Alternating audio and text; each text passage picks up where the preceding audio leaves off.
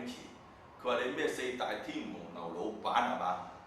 咁咪即係分明當我鬧嘅啫！我就太極少林梅師傅，綽號玉面書生俏郎君。咩話？未聽過？有冇睇爽報啊？1份、2份，執咗粒㗎咯喎！聽講話星爺最近退居幕後製作，佢嘅接班人非我莫屬。各位觀眾，一條煙，所以我願意投身你哋門下。唔使考慮啦，以我咁嘅人才喺加盟貴公司，除咗講公理之外，都怕車冇乜嘢好講啦，係嘛？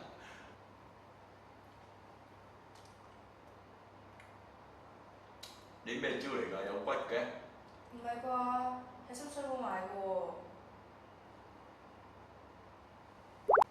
咦？你隻牙嚇？食蕉食到甩牙都算出位喎！你會唔會覺得大話多啊？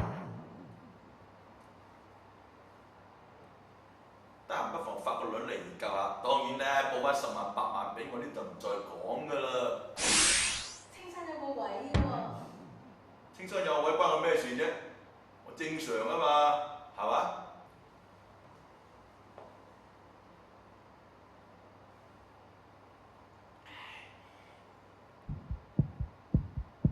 啲咩茶嚟㗎？咁苦嘅？我聽你話去唔到廁所，咪幫你落咗包瀉藥咯。哎呀，揾咗攞有濕濕地啦。咦，好臭啊！嗱，我家姐要廁所辦公，傾咗咁多先。如果有咩唔明白，同我秘書插掂佢。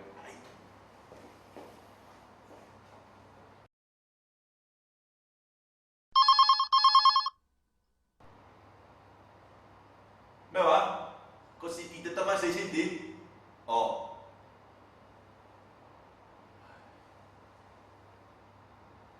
今次你執到啦，家姐有2條路任你揀，一係就你公司請我，一係就我揸兜乞食，千祈唔好俾壓力自己喎，我要嘅係真心話 ，OK？